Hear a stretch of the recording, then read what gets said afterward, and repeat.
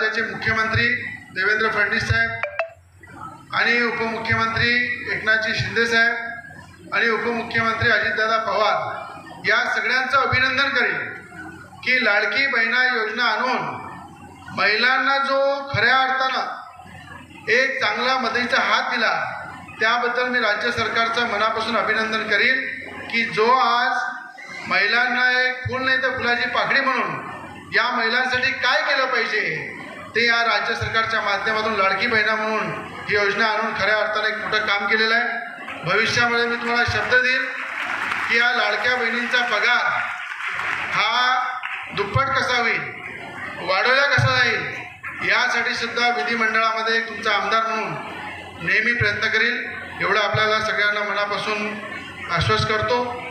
आणि मी माझ्या जीवनामध्ये राजकारणामध्ये जेव्हा पाऊल टाकलं तेव्हा मला आठवते की मला सगळ्यात जास्त पाठिंबा कळंत्री साहेब जर कोणाचा आशीर्वाद मिळाला असेल तर महिलांचा मिळाला।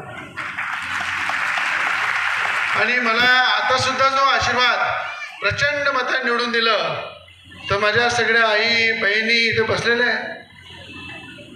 तेव्हा इलेक्शनमध्ये पाहत होतो तर माझा चेहरा आणि त्यांचा चेहरा सारखाच दिसत होता, म्हणजे सारखी मेहनत करत होते। आणि महिलांनी केलेली मेहनत हे मी नेहमी पाहिलेलं आहे, ही प्रामाणिकतेची असते। माणूस तर सगळीकडे जाऊन उड्या मारते, पण महिलांनी म्हटलं हा माझा भाऊ आहे म्हणजे आहे, याला निवडून द्यायचं आहे म्हणजे निवडून द्यायचं आहे, याला आशीर्वाद द्यायचा आहे म्हणजे आशीर्वाद द्यायचा आहे। एवढी प्रामाणिकता मला नेहमी माझ्या राजकीय यशस्वी जीवनामध्ये ती महिलांच्या माध्यमातून मिळाली। म्हणून मला गर्व वाटते की ज्या ज्या ठिकाणी माझ्या महिलांवर संकट येते, आमच्या बहिणींवर संकट येते, त्या त्या ठिकाणी त्यांचा भाऊ म्हणून मुलगा म्हणून मी नेहमी उभा राहतो आणि उभा राहील हे सुद्धा सगळ्या महिलांना मी मनापासून वचन देतो। आणि आपल्या सगळ्यांना भावी जीवनासाठी मनापासून शुभेच्छा देईल। महानगरपालिकेचे कर्मचारी खूप साऱ्या महिला आहेत, खूप चिकाटीने काम करतात, मेहनतीने काम करतात, त्यांनासुद्धा भावी कामासाठी लोकांच्या सेवेसाठी मनापासून शुभेच्छा देईल। जय हिंद, जय महाराष्ट्र।